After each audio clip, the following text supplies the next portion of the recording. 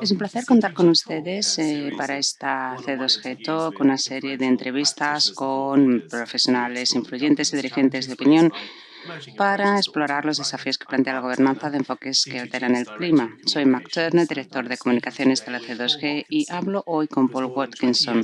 Tiene más de 20 años de experiencia en negociaciones multilaterales en términos de cambio climático y desarrollo sostenible.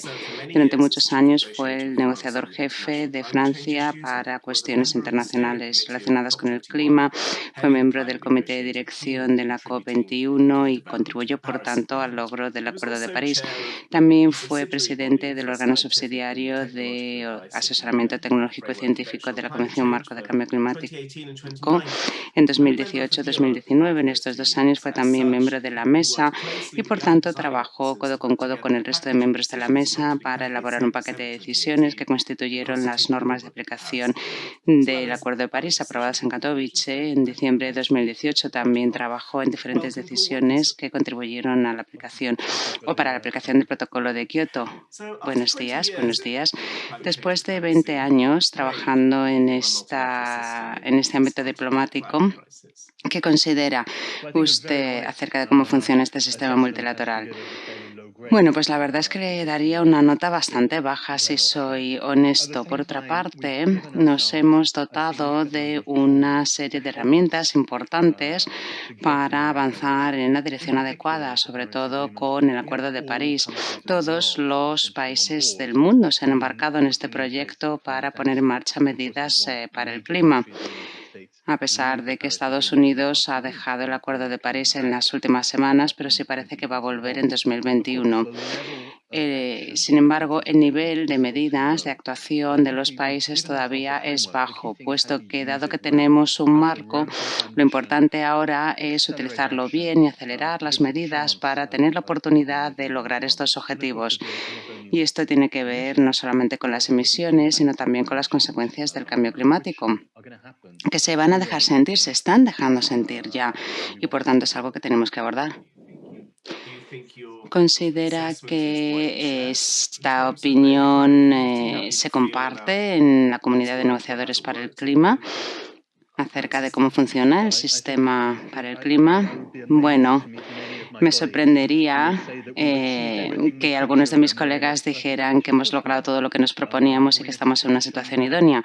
No es el caso. Estamos probablemente en una situación que nos llevará a 3 grados de calentamiento climático si persistimos en las políticas actuales. Así que se trata de corregir esa tendencia. Lo interesante en estos momentos es pues la serie de anuncios que se han hecho, por ejemplo, la Unión Europea, que pretende lograr un acuerdo para reducir al menos el 55% de emisiones para 2030 y alcanzar la neutralidad climática para mediados del siglo. China, por su parte, hace 2 meses también anunció su afán de alcanzar la neutralidad para 2060. Japón, Corea del Sur y otros países han planteado metas similares. Y ahora va a tomar posesión un nuevo gobierno en Estados Unidos, lo cual crea una dinámica muy interesante. Pero lo que cuenta son las políticas y las trayectorias que se vayan a emprender en los próximos años.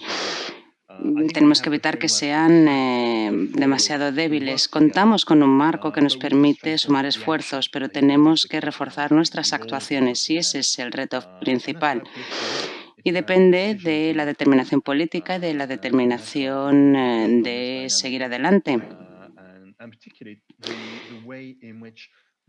Y la recuperación de la crisis de la COVID-19 crea oportunidades de inversión en infraestructura, en nuevos ámbitos de tecnología y de desarrollo y, por tanto, también oportunidades de nuevos tipos de colaboración. Y vamos a ver si la desperdiciamos o la aprovechamos. A mí me parece que ahí está una de las claves de lo que lograremos en los próximos años. Bueno, pues ya ha identificado las claves. ¿Cuál va a ser la partitura en los próximos años con respecto al Acuerdo de París? Bueno, pues dependerá de cómo avancemos. Todavía no ha llegado el momento de celebrar que adoptamos el Acuerdo de París hace 5 años. A mí me parece que el Acuerdo de París es un instrumento, un marco muy importante que nos ayuda a avanzar, pero no resuelve el cambio climático, puesto que no era el propósito. Y lo que importa no es lo que dice el Acuerdo de París como tal, sino lo que cada país hace con él. El nivel de ambición que se alcance para 2030 pues nos puede embarcar en un camino que alcance la neutralidad climática a mediados de siglo. Y después tendremos que entrar en territorio de emisiones negativas, que es el próximo debate que se tiene que mantener. Y también se trata de colaboración, de solidaridad, de trabajar juntos, de ayudar a aquellos que están en la vanguardia de las consecuencias del cambio climático, los que sienten sus efectos en mayor medida, sobre todo los más pobres y vulnerables. Teniendo en cuenta las actuaciones que se están llevando con respecto al recorte de emisiones, el IPCC ha señalado en sus informes que se necesitará también la eliminación de dióxido de carbono a gran escala para evitar un cambio climático catastrófico. ¿Por qué no se ha hablado todavía suficiente acerca de este tema? A mí me parece que tenemos que centrarnos en qué podemos utilizar para lograr las emisiones negativas, qué tipo de tecnologías. Pero lo primero, lo prioritario, es reducir las emisiones al mínimo. Y ese es el punto de partida. El protocolo de Kioto, hace algunos años, nos hacía apostar o considerar a las emisiones y a la eliminación en el mismo nivel. Daba igual dónde se emitía y dónde se eliminaba. Y bueno, si se reduce, por ejemplo, un 20% de emisiones, pues tiene sentido, pero si realmente se reducen las emisiones a cero, necesitamos recortar emisiones en todos los sectores, en la producción eléctrica, en el transporte, en la vivienda. Es decir, que necesitamos recortar emisiones en todo el sector, en todos los sectores económicos en las próximas décadas. En la industria es verdad que hay sectores donde no se puede reducir las emisiones a cero. Algunas plantean dificultades. La agricultura, la silvicultura, el uso de la tierra, que pueden ser fuente de emisiones y en ocasiones también se van a ver afectadas por el cambio climático en el futuro. Pero además también pueden ser sumideros que absorban dióxido de carbono, es decir, necesitamos reducir las emisiones en todos los sectores. Por eso ahora hay que dar prioridad a las reducciones, a la reducción de emisiones. Ese es el punto de partida.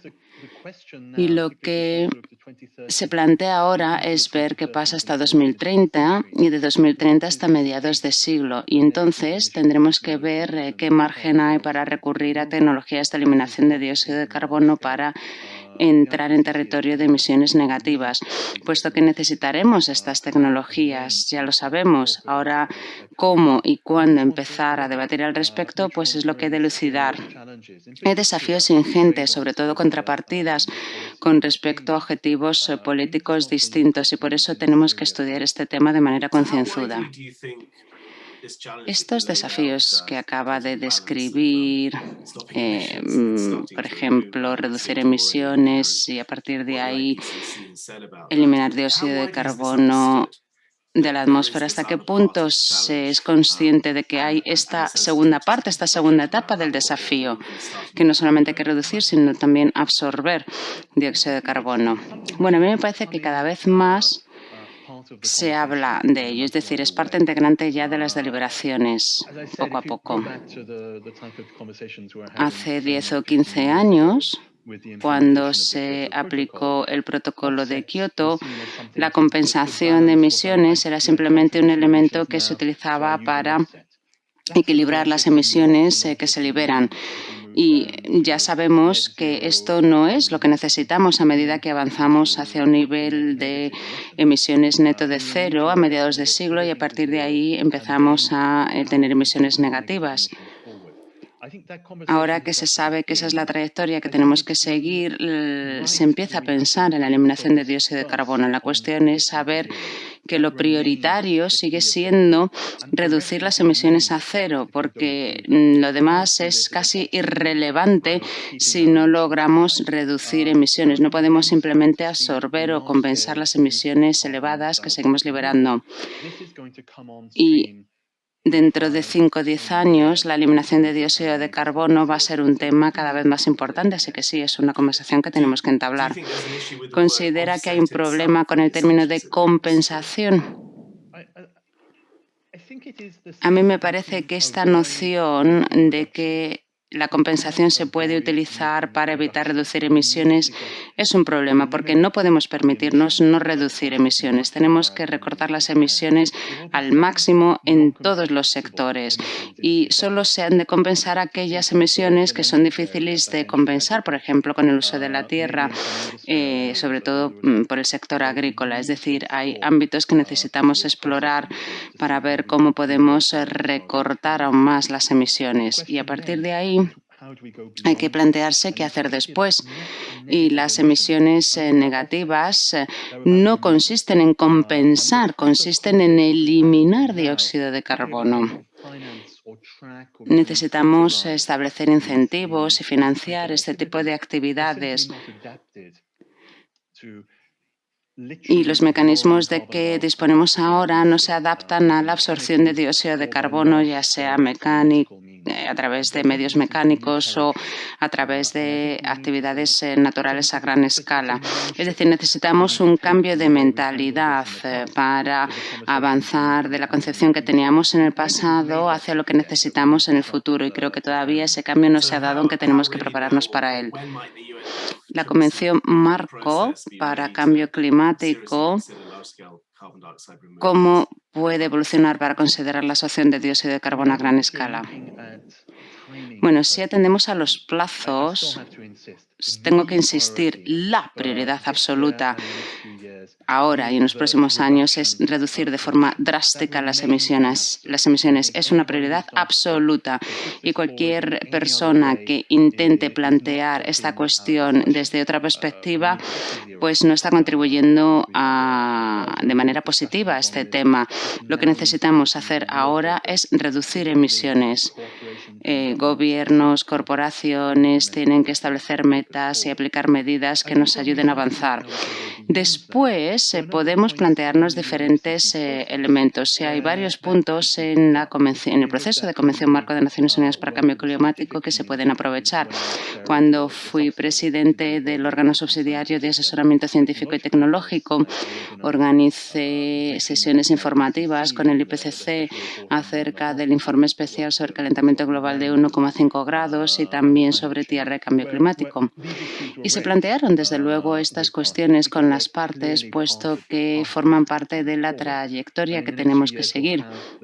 El próximo año se va a publicar el 6º informe de evaluación del IPCC y en 2023 se realizará el primer gran balance de lo que hemos hecho hasta el momento y hacia dónde tenemos que avanzar, y me parece que es un punto en el que estas conversaciones se mantendrán de manera más clara y meridiana. Es decir, necesitamos alcanzar un nivel de emisiones de cero y a partir de ahí entrar en emisiones negativas, y es fundamental que las partes integren esta noción para aumentar su nivel de ambición. Además, tenemos que reflexionar acerca de las herramientas y normas que tenemos en virtud del Acuerdo de París y de la Convención Marco. Se han diseñado para dar seguimiento a políticas y perfiles de emisiones tal y como son en la actualidad, y creo que en estos momentos no sería adecuado cambiar ese marco para incorporar un programa de trabajo de eliminación de dióxido de carbono a gran escala. Pero en algunos años, una vez hayamos recabado experiencia en la aplicación del Acuerdo de París, entonces llegará el momento de examinar cómo esas normas se aplican cuando pasamos a utilizar o a recurrir a la eliminación de dióxido de carbono a gran escala. 2020, sin embargo, es el momento, tenemos que... Creo que en 2026, 2027, no recuerdo bien, es cuando tenemos que repasar todas las normas de transparencia.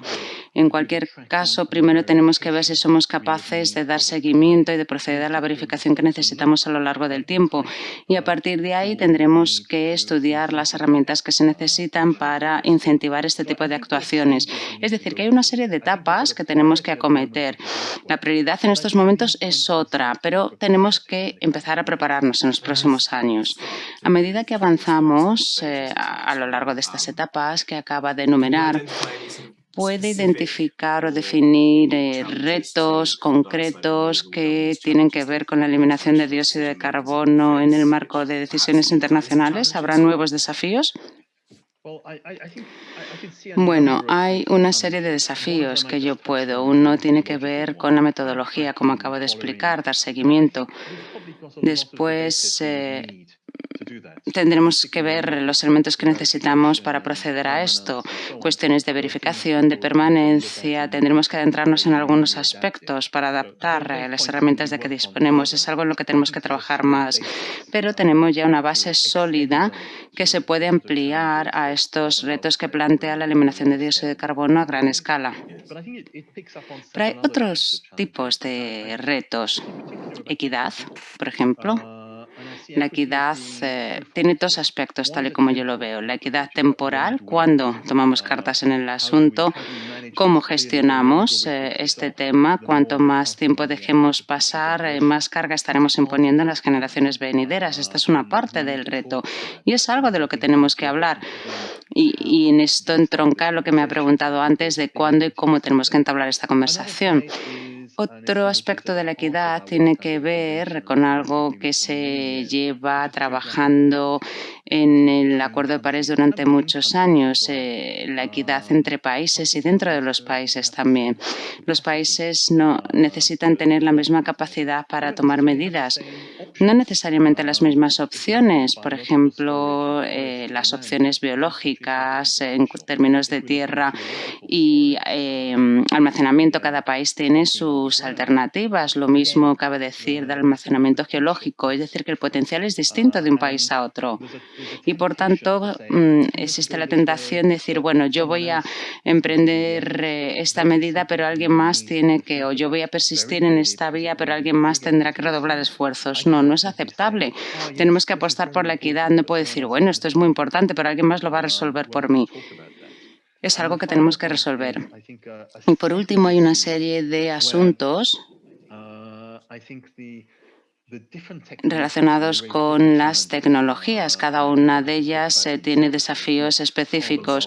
No podemos hablar de la eliminación de dióxido de carbono de las emisiones negativas en su conjunto, en función de si es captura y almacenamiento de carbono, de si es uso de la tierra, de si es captura de carbono directamente del aire, si se están utilizando los océanos, etcétera. Cada uno de estos enfoques tiene aspectos específicos y desafíos concretos. Por ejemplo, se puede recurrir a la bioenergía con captura y almacenamiento de carbono. ¿Qué pasa con la seguridad alimentaria, con los derechos humanos, con las comunidades locales, indígenas, cuyos efectos van a sentir en primera línea?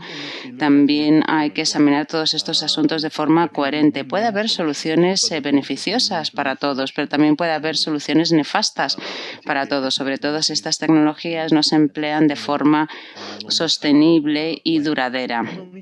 Y además hemos de reflexionar acerca de qué tecnologías son viables a lo largo del tiempo. Por tanto, hay un abanico de retos que tenemos que abordar.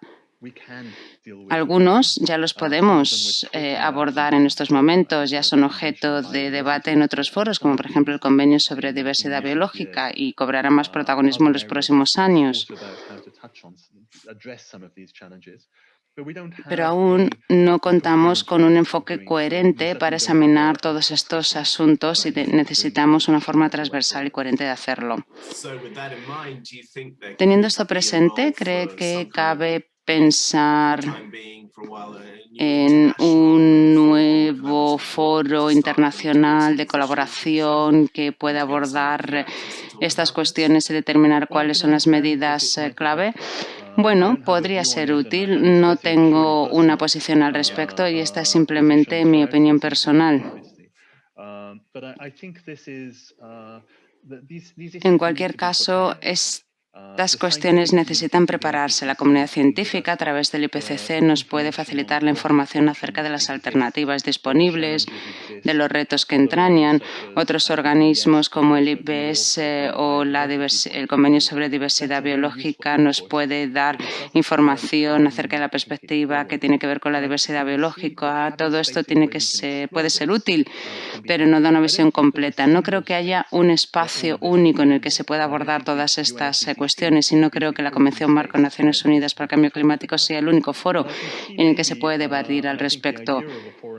Pero un nuevo foro, tal y como usted sugiere, pues podría ser un espacio en el que congregar a distintos protagonistas y establecer eslabones entre los distintos debates que se están manteniendo. Divulgar y compartir información va a ser fundamental en los próximos años, precisamente para preparar deliberaciones más complicadas que se van a mantener en foros oficiales. Creo que en ese sentido podría ser útil. Con respecto a la preparación, ¿quién tiene que implicarse? Bueno, hay diferentes protagonistas gubernamentales, desde luego, de todo el mundo, que necesitan implicarse en estas conversaciones sobre gobernanza para poder establecer normativas y medidas al respecto. Pero también se tiene que implicar a la sociedad civil, representantes de distintos grupos y colectivos de todo el mundo que necesitan dar su consentimiento al respecto. Científicos que puedan aportar conocimiento experto, y también hay foros a nivel multilateral, aparte de la Convención Marco del Convenio sobre Diversidad Biológica. Hay foros sobre los océanos, gestión en todos estos ámbitos,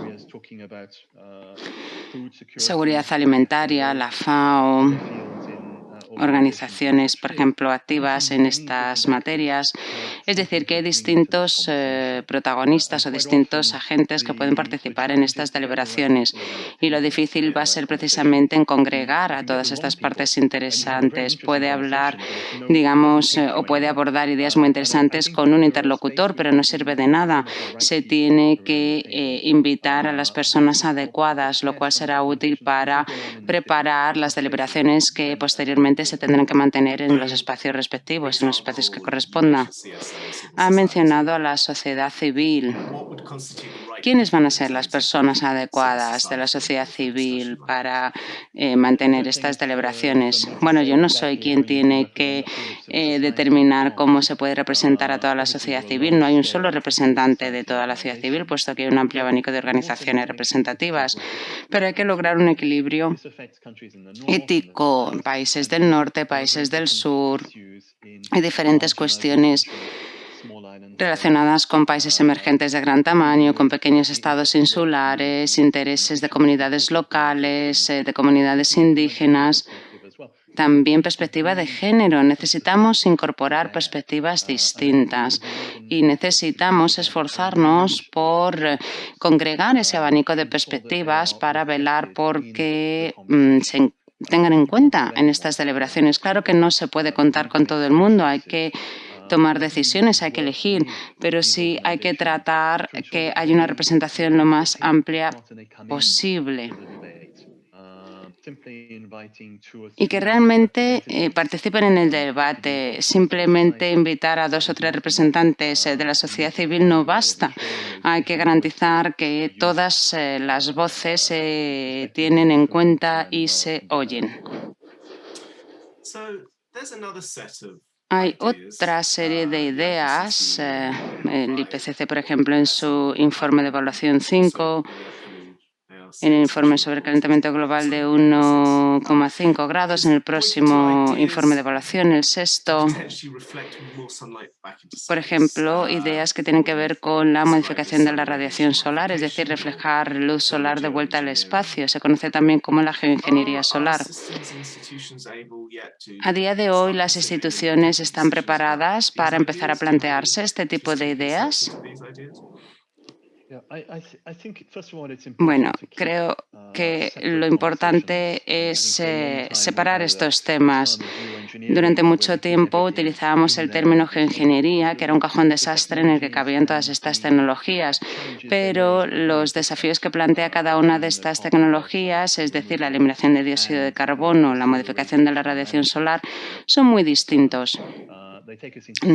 Son ámbitos distintos con desafíos diferentes.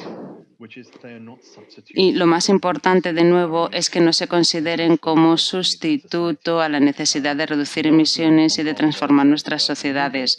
La eliminación de dióxido de carbono, sin duda alguna, es algo a lo que tendremos que recurrir para poder limitar el calentamiento global a 2 grados o 1,5 grados. Con respecto a la modificación de la radiación solar, pues el abanico de retos que plantea es muy distinto. No tenemos todavía, a nivel multilateral, todavía no estamos preparados para mantener este debate. Ha habido una serie de conversaciones a lo largo de los años acerca de cómo se puede gestionar los estudios de investigación. Desde luego que hay estudios al respecto y ha habido artículos y estudios que se han publicado y que son objeto de examen por parte del IPCC. Es algo que vamos a ver, por ejemplo, en el 6º informe de evaluación y será interesante ver hasta qué punto se ha avanzado en el conocimiento acerca de estas técnicas, pero no hay un ámbito en el que se hayan estudiado todas estas tecnologías. Por ejemplo, la inyección de aerosoles en la estratosfera o tratar de provocar cambios en cuanto a la capacidad reflectiva de ciertas superficies. Bueno, estamos hablando de asuntos que trascienden las fronteras nacionales y hay cuestiones que ya nos ha costado abordar en el pasado relacionadas con el clima, que normalmente se basan en actuaciones nacionales. Así que este tipo de técnicas, por naturaleza, son transfronterizas y, por consiguiente, hay muchos aspectos para los que considero que no estamos preparados a día de hoy. ¿Cree usted que hay algún proceso que podría ser, digamos, el foro para mantener este debate o es algo completamente nuevo? Bueno, creo que ha habido intentos de empezar a estudiar esta materia, sobre todo en la Asamblea de Medio Ambiente de Naciones Unidas, que no prosperaron. Creo que fue hace un año o así.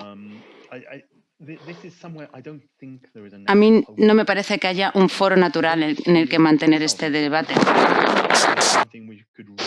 No creo que es algo que se pueda estudiar en la Convención Marco sobre cambio climático en el Acuerdo París. El Acuerdo de París establece metas en términos de temperatura y, bueno, pues se podría defender que estas medidas tratan de controlar la temperatura, pero hay toda una panoplia de asuntos que implican, tales como la equidad, como he mencionado antes, pero también la fiabilidad a largo plazo de estos métodos, las consecuencias, las repercusiones que potencialmente pueden perturbar el clima y los patrones, por ejemplo, de precipitaciones o patrones climáticos en todo el mundo, lo cual podría pues tener repercusiones muy graves si no somos capaces de mantener la aplicación de estas técnicas a lo largo del tiempo. Es decir, hay una serie de asuntos que son muy complejos y para los que aún no estamos preparados. Y en caso de que la comunidad internacional quisiera plantearse este tema, lo más fácil sería decir, bueno, es preferible no recurrir a ellos. Usted ha repetido en varias ocasiones este concepto de que no estamos preparados para abordar este debate. ¿Se refiere en términos de conocimiento, en términos de gobernanza? ¿Qué es lo que necesitaríamos para estar preparados a fin de tomar este tipo de decisiones? En primer lugar, no sé qué tipo de decisiones estaríamos tomando. Pero lo primero que cabe plantearse es, ¿contamos con suficientes estudios de investigación? ¿Hasta qué punto avanzamos en esos proyectos de investigación? Hay dos escuelas de pensamiento. Una es que si se empieza a trabajar al respecto es como si se estuviera dando por sentado que se van a utilizar. Por otro lado, si no se cuenta con la investigación y conocimientos necesarios, la capacidad de dilucidar si es adecuado o no, o si es posible o no, pues no existe y por tanto no se pueden tomar decisiones fundamentadas a nivel internacional. Por otro lado, ¿qué enfoques multilaterales se necesitan o se necesitarían si se quiere pasar a una aplicación operativa de estas tecnologías? Tal y como yo lo veo, no deberíamos utilizar estas tecnologías a gran escala. Pero si quisiéramos o si decidiéramos hacerlo, necesitaríamos crear algo, puesto que a día de hoy no contamos con un foro pertinente en el que poder gestionar este tipo de actuaciones a gran escala, transfronterizas y multigeneracionales, potencialmente habida cuenta del largo plazo o del horizonte tan amplio temporal en el que habría que aplicarlas. En cualquier caso, si queremos resolver el cambio climático, tenemos que reducir las emisiones a cero. Con eso no vamos a atajar el cambio climático, pero al menos sí estaremos sentando las bases de crear un futuro más sostenible desde el punto de vista climático para las generaciones venideras. Si decidimos recurrir a la gestión o a la modificación de la radiación solar, el tipo de desafíos que estaríamos legando a las próximas generaciones sería muy diferente. Algunas personas describen este ámbito precisamente en el marco de que las actividades humanas son las que han provocado el cambio climático y que, por tanto, eso, digamos, es lo que tenemos que hacer también para resolver el clima. El sistema multilateral es capaz de adaptarse a los cambios y a esta nueva etapa que abre el antropoceno. Bueno, el antropoceno puede ser una declaración de lo que ha sucedido, es decir, que la actividad humana es ahora una fuerza más en el planeta. Se tiene el cambio climático, los océanos, las consecuencias en términos de diversidad biológica, la cantidad de material enorme que utilizan los seres humanos en todo el mundo. Es decir, que somos una fuerza geológica, algo que se va a dejar sentir en el futuro, que va a pasar dentro de millones de años. Es algo que se estudiará y desde luego que se verá la influencia que ha ejercido la actividad humana. Pero lo que importa es que si colectivamente, como seres humanos, decidimos intervenir en el planeta de esta manera, eso es lo que cabe plantearse. Podemos intentar limitar nuestra repercusión en el planeta y mantenernos dentro de los límites planetarios. Esa es una opción. Podemos cambiar nuestra forma de vivir, la forma en que organizamos nuestra sociedad para poder mantenernos dentro de los límites planetarios y poder satisfacer las necesidades de la población y de las generaciones venideras.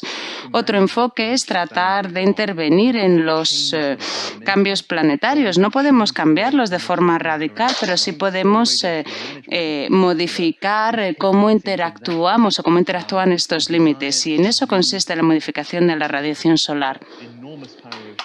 Podríamos servirnos del potencial enorme de la tecnología y de la ciencia, del poder, para gestionar el planeta de forma muy distinta, y eso plantea opciones distintas para la humanidad. Personalmente prefiero, desde luego, la primera opción y no la segunda, pero bueno, es mi opinión. Creo que si los seres humanos decidieran gestionar colectivamente cómo funciona el planeta, pues necesitaríamos una serie de instituciones muy diferentes. El sistema multilateral actual puede responder en la crisis climática, pero nuestra capacidad de trabajar a nivel multilateral es fundamental, pero es sumamente complicada. Y yo me muestro escéptico acerca de si podríamos alcanzar el nivel de cooperación necesario para gestionar este tipo de intervenciones a lo largo del tiempo. Por eso creo que lo adecuado es optar por vivir dentro de los límites planetarios y cambiar cómo funcionan nuestras economías y nuestras sociedades, porque la alternativa sí existe. pero plantea bueno, pues dudas acerca de si seríamos capaces de gestionar ese enfoque o no. Yo, desde luego, me muestro escéptico al respecto. Entonces, bueno, hay como dos opciones fundamentales. ¿Hasta qué punto o cómo se toman las decisiones? Usted ha mostrado su preferencia personal, pero ¿cómo se toman decisiones acerca de qué alternativa? ¿Por qué alternativa apostar? ¿Se utilizan consideraciones científicas o hay también elementos éticos, culturales, religiosos? ¿Cómo se articulan todos estos aspectos para que al final se decida apostar por una vía u otra cuando se trata de una cuestión tan vital? Bueno, pues buena pregunta. Ojalá pudiera. No tengo una respuesta. No creo que haya una respuesta sencilla. No se trata de un enunciado científico. Esto es lo que podemos hacer o esto es lo que sabemos y esto es lo que vamos a hacer. Creo que sería una cuestión demasiado tecnocrática y no funcionaría. Hay cuestiones éticas acerca del planeta en que vivimos, acerca de qué consideramos que es una vida buena para nosotros en los próximos decenios y también para las generaciones venideras. ¿Qué les estamos legando? ¿Qué opciones les estamos dando? Por eso la equidad intergeneracional es importante, como he mencionado antes. No podemos eludir estas cuestiones. Y es difícil responder a estas preguntas en un sistema político dominado por el cortoplacismo.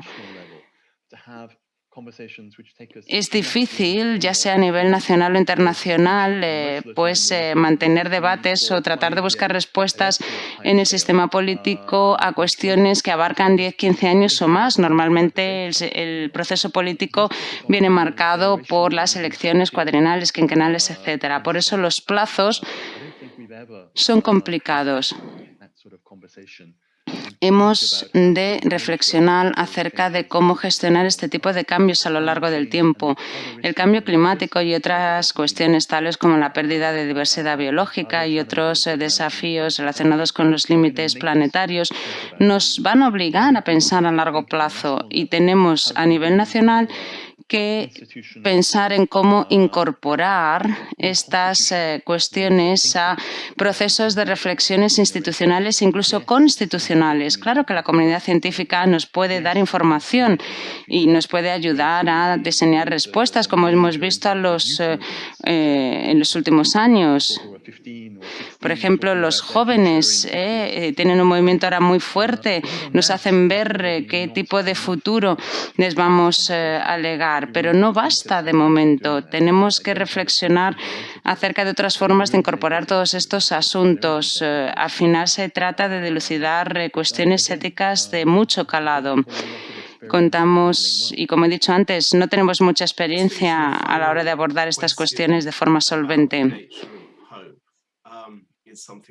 Se habla mucho de la naturaleza cuando se habla del clima y en ocasiones se plantean los temas de forma demasiado simplista, en otras ocasiones se plantean de forma sumamente compleja.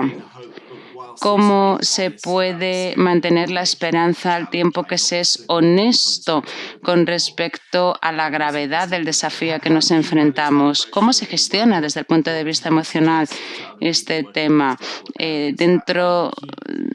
Entre las personas que trabajan en este tema, ¿cómo se concilia el realismo con la necesidad de esperanza? Es verdad que cuando se lleva mucho tiempo trabajando en cambio climático y cuando se han leído informes acerca de las consecuencias que se pueden derivar y las opciones que dejamos para generaciones futuras, incluso acerca de lo que va a pasar en los próximos 10-15 años, pues es un poco deprimente, la verdad. Al final puedes llegar a un estado anímico pues malo, pero creo que no se trata de ser optimista o pesimista, se trata de que es importante y ayuda a saber lo que puede pasar para pensar en lo que necesitamos de hacer. Esa es la prioridad a la hora de avanzar. No se trata de mantener o no la esperanza, se trata de ser honesto acerca de cuál es la situación y estar decidido a marcar la diferencia y esa es la actitud que necesitamos mantener. Por eso insisto en que en estos momentos tenemos que redoblar nuestros esfuerzos por seguir reduciendo emisiones. Tenemos que hacerlo de forma más rápida y contundente y al mismo tiempo prepararnos para el tipo de cambios y técnicas que necesitaremos en los próximos decenios. Y hemos de ser honestos a la hora de reflexionar sobre los cambios y los desafíos con los que podemos tener que lidiar en el futuro para intentar evitarlos. Es decir, la honestidad es la forma idónea de avanzar. No siempre es fácil. A veces es difícil mirar a la cara, o mirar cara a cara aquello a lo que nos enfrentamos, pero es fundamental para poder centrarnos en lo que podemos hacer a fin de lograr soluciones y redoblar nuestros esfuerzos al respecto. Muchísimas gracias. Un placer hablar con usted. Muchísimas gracias por invitarme.